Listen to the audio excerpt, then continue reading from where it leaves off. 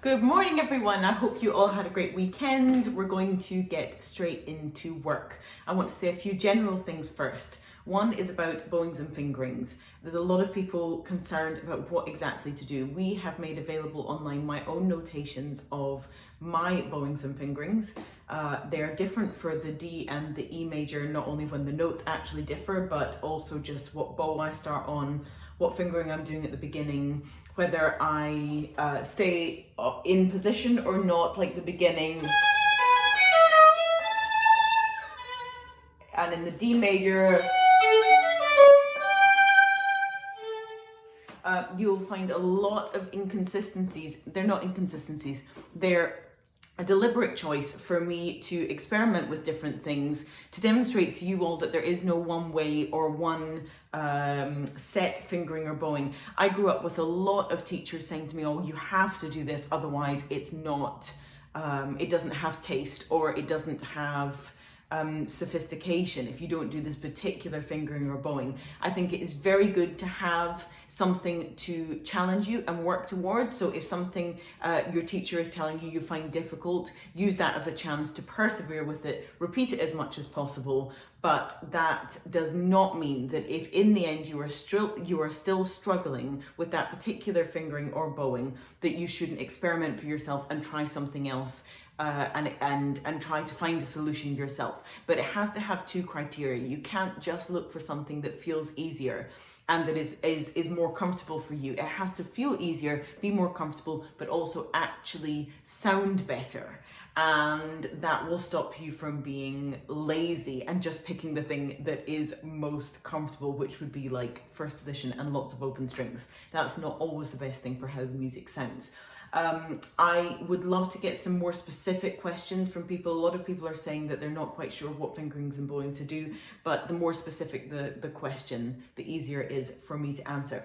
The second general point I want to make to everybody is that this project and the idea of sending in videos by Thursday or by Friday, pretty sure it's Thursday, is not about having to complete the task of the whole piece. If you are new to Salut, there's a lot of things that that you have to learn throughout it. There's a lot of moments that change. Everybody knows those first few bars, but a lot more happens in the piece. Please focus on the larger lessons that you can learn from this experience, the larger things I'm talking to you about, how to approach a piece, how to familiarize yourself with it, how to practice, how to warm up, how to deal with difficult places. Make sure you're absorbing those large lessons and not becoming obsessed with getting to the end. And to that end, I would like to say that if anybody only gets to letter A or to bar 20 or whichever part you feel you can play well, just send us that part. It's more important to do things well than do a whole lot less well. So we said we were going to circle the most difficult places and work specifically on those. I realized after saying that that's a harder task than it seems, because of course there are so many things that can be tricky for so many different people. So I thought that I would just take a couple of examples and actually show you how I practice them, and you can practice them with me. I'm going to focus on the D major to begin with. So that beginning, I think one of the hardest things about the beginning is to achieve a sweetness and a control so that the phrase goes bum, ba, ba, ba, ba, ba, ba, bum, bum, bum, bum. Simple as that. So we're going to just practice that control. Now, what I've talked about a lot of the time is separating out the hand. I'm going to focus predominantly on the right hand at the moment and see what sort of control I can get there. I'm going to go really, really slowly.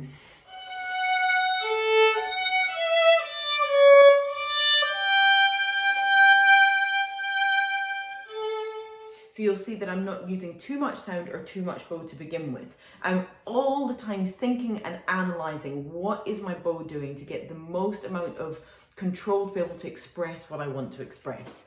And you'll see that I'm purposely leaving the chance to use more bow when it gets to the third bar that we are playing.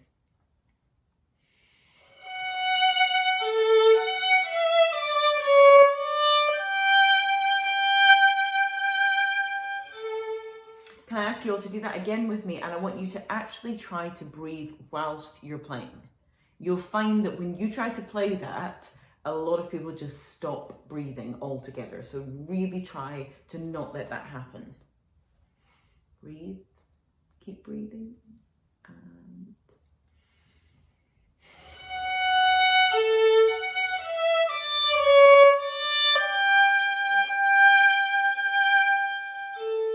excellent, really good. Okay, so now we're going to try to get a little bit more air in the sound. That was a bit sort of controlled.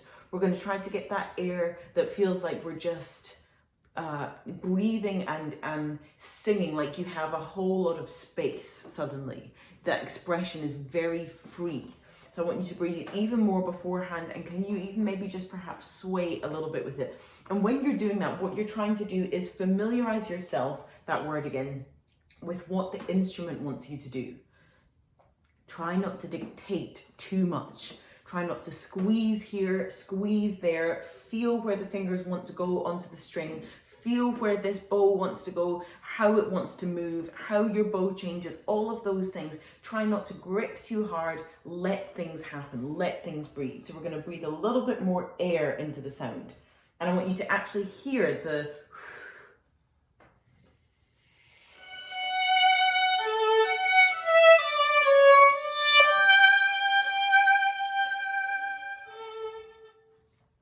and again.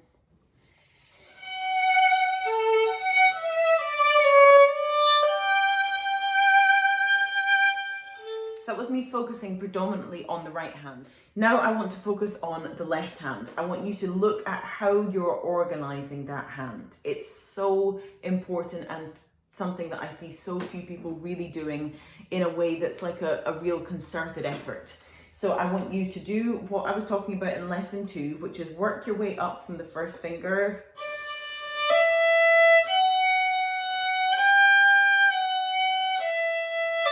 Everything you have to play in that first part fits within that position.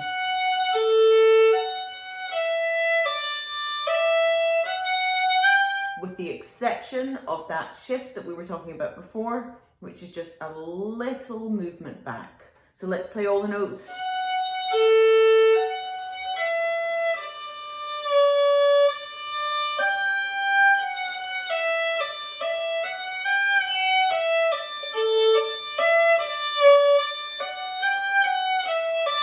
So what my fingers are doing is just familiarizing themselves with the spacing, and also the only thing they're thinking about, you'll see that I'm not using any vibrato, they're just thinking about dropping onto the string, and once they find that position on the string, all I'm focused on is keeping this whole hand feeling very relaxed and very sensitive so that I can feel the intonation. Intonation isn't some kind of like separate annoying technical thing. It allows the note to speak and to ring and to have a beauty to it that resonates. And for it to make you feel something, it has to resonate. That's why we don't like it when we're hearing things that are really kind of clashing and so-called out of tune. So let's just try that one more time. So just to recap, we've done 2 things. One is getting more and more fluidity. First of all, control, then fluidity and air in the right hand. Now we're focused on this left hand,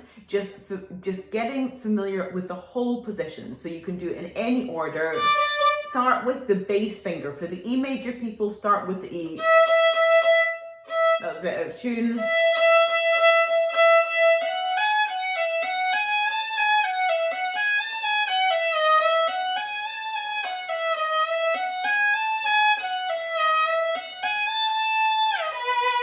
If you're shifting down to that first finger, which is the end of the 4th bar we play, then obviously that's a separate thing, but that first position, get really, really comfortable. I'm going to go back to the D major one.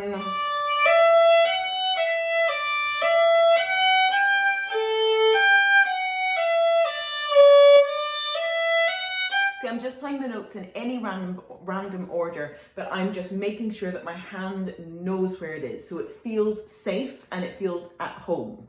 So if you're finding intonation generally difficult, I would pause the video and just do that type of exercise so that the hand just feels like I am being supported, like you're just comfortable. Now, for those of you that do vibrato, it's one of those strange things when you start trying to integrate vibrato into like basically intonation work, because sometimes it can actually be disturbing. But if you always think of vibrato as coming from inside the note, and it's almost like the purity of the note is there, and then the vibrato just allows it to come alive and to ring even more, rather than you have a note and then you just add vibrato onto it. So if I just show you exactly what I mean in practicality, so building up from the first finger, you'll see I'm doing that every single time so I know where I am. So I'm playing, and now I'm just hearing how the vibrato comes from inside that note.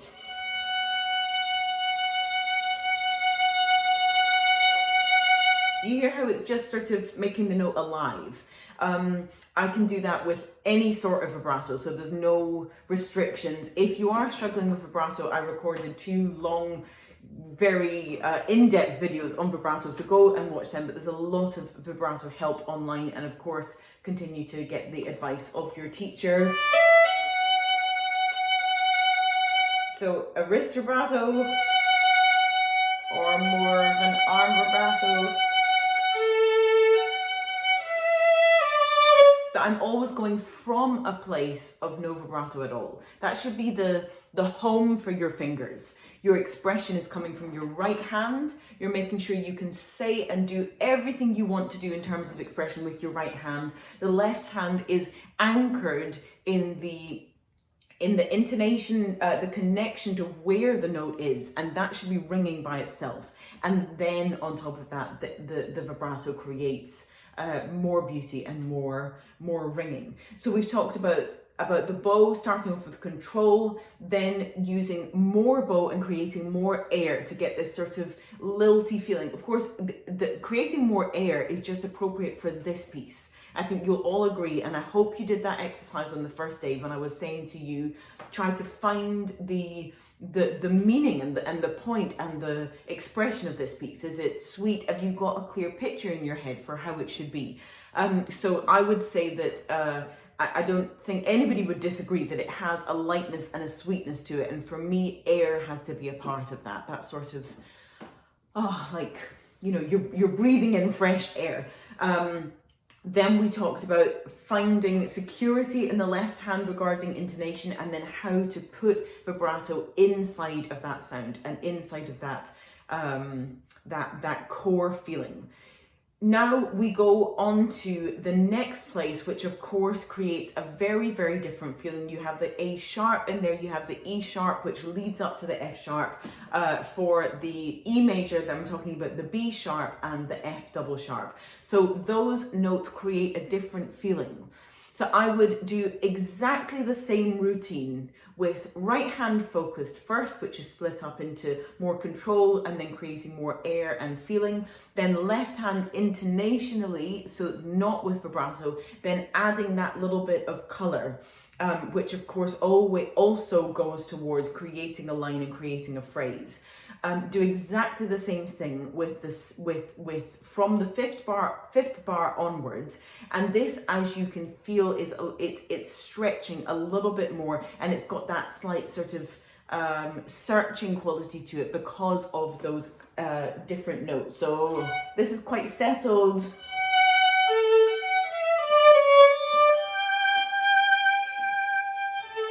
Then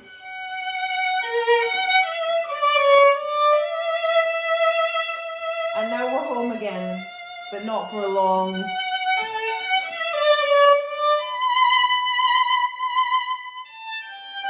So when we get to those B's, that is the moment when you just allow the violin to sing as much as possible. If any of you have watched my video on, what's it called, on sound production, I don't remember the name of it, but roughly sound production, you'll see that I talk about a moment in Tchaikovsky Violin Concerto, which is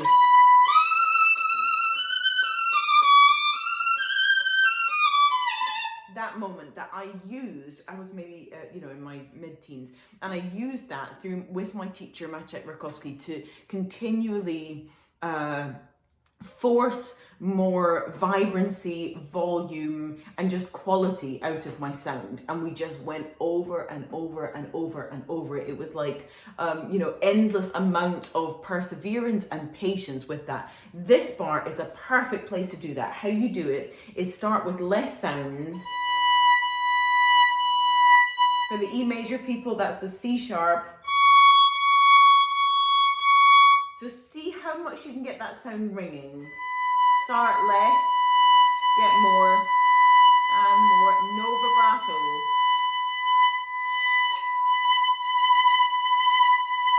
And then you add vibrato and see how much the sound can just expand. Now, one general thing I notice for a lot of people is because this thing goes down and goes up, we tend to play in quite a kind of, it's not just mechanical, but it's very straight. Whereas if you imagine, you're very young and you're just singing some song or some melody that you heard, it naturally has a sort of shape that's like this to it. And it's not, We have got to try everything we possibly can to think of the bow more like it moves in circles. So like you're actually doing this rather than this. And I know that there's a lot of exercises that you have to do to get your bow to be straighter, to have more control in the bow. A lot of pieces that you play at the beginning are quite kind of, what's the word? They're in order to familiarize yourself with that down and up bow stroke. But when it comes to really making music, we've got to search for another way. We've got to do something different. So to imagine in your mind, if you just close your mind for a second and imagine like you're actually drawing circles with the hand, and you can actually just do that, just draw circles with the hand and see how that feels. And now can you do the same thing, air playing, but with this rhythm? So, oh, I did the wrong thing, sorry. So,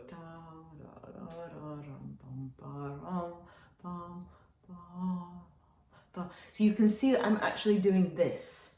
I'm not doing this. The reason for that is that we don't want music to be boring. And if everything is the same and I were to be talking to you like this, you would very quickly fall asleep because it's so unexpressive, inexpressive and boring. It's just, oh my goodness, you want me to stop talking.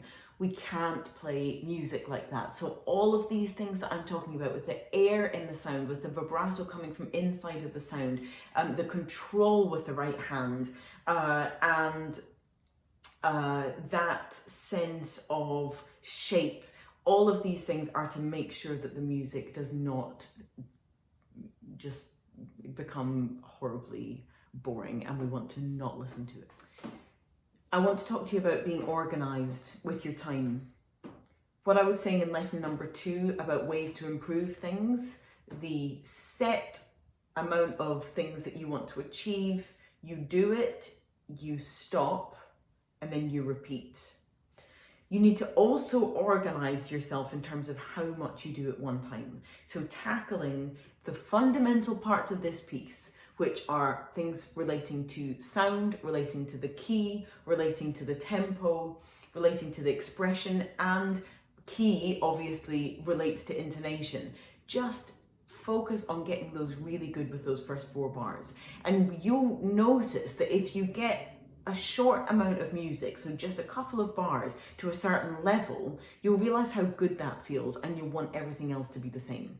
So back to what I started with, I want you to focus on quality and not necessarily getting through everything. See, can you really actually improve your sound? Can you create a smooth sound? Can you create a phrase within those first, whatever they are, 12 bars? Can you create dynamics? Can you actually manage these things with a short amount of music? And you'll have a much better chance of being able to apply that to the rest of the piece. Now, this isn't the type of thing that might be applicable immediately, but as a general point, if you want to create real legato and therefore a long line that doesn't get boring and that pulls people along, you have to have a freedom and a flexibility here. So if you watch my Back to Basics video, or if you watch on the Benedetti Foundation Instagram account, the class with David Munn or Rachel Cooper, or anybody that is talking about, or look at some of the masterclasses with Itzhak Perlman, anybody that is talking about how to develop a good right hand will all tell you that the more free this is, the better. The more flexible it is, the better. For me to create a smooth legato playing with this not moving, but instead, if I create this unbelievable sense of just like it can go anywhere and do it, which does take strength and control, but it takes balance and flexibility more than anything else.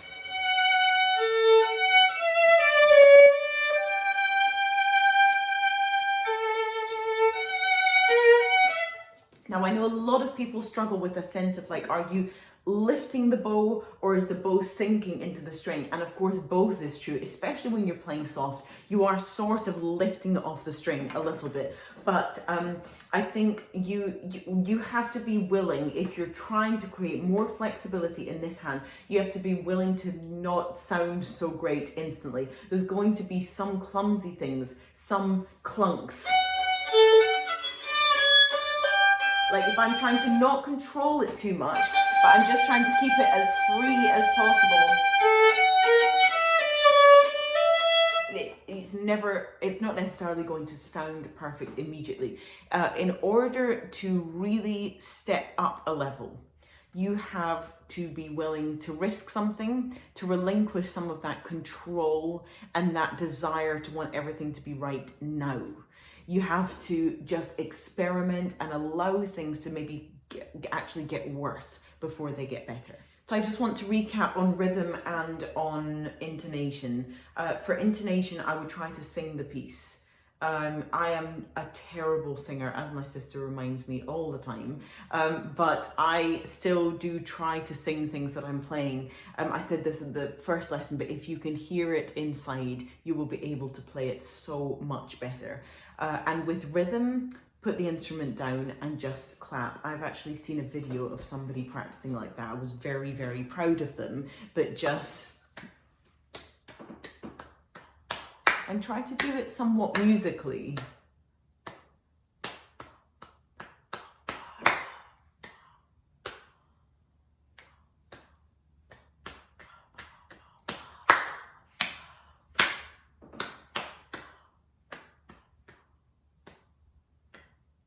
A few last little top tips. One is to create a nice sweet sound at the very beginning of something that doesn't crash in. You do not want to be next to the bridge and you don't want to have a flat hair. You'll see that I'm always slightly tilted this way. And in order to do that, it's just a case of playing around with the angle of your hand so that you are starting on more of the edge of the bow. So if you're looking here, it's not that way, but it's this way. So it's tilted towards you. So whether it's an up bow or a down bow, or a down bow, you see how I'm not starting like this. You want the sound just to almost come out of nowhere. And the same is true. A few people have talked to me about controlling the very end of the piece and the end of a stroke. So the most important thing is just to feel like you are lifting like this, but that you're also tilting and you're not too close to the bridge. So that kind of almost like you're trying to float. I talk about this with young people a lot, that you're floating with the right arm, that you're actually almost trying to lift it above the string as opposed to just sinking down into it, or as opposed to grabbing hold of it. It's got to have that floating, if you imagine like you've got balloons underneath your arm. A general rule with shifting, I obviously don't know exactly where you're shifting and where you're not, but the general rule is to be unbelievably light, Be very organized, so decide which finger is shifting, and whichever finger that is, it should be like it's whispering on top of the string. So if I take the E major version, for example, and just as, let's say you're going down to that first finger on bar 4,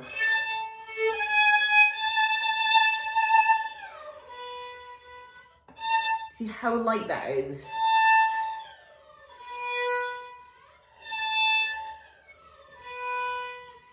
Or, for example, 1, 2, 3, the 4th bar of A.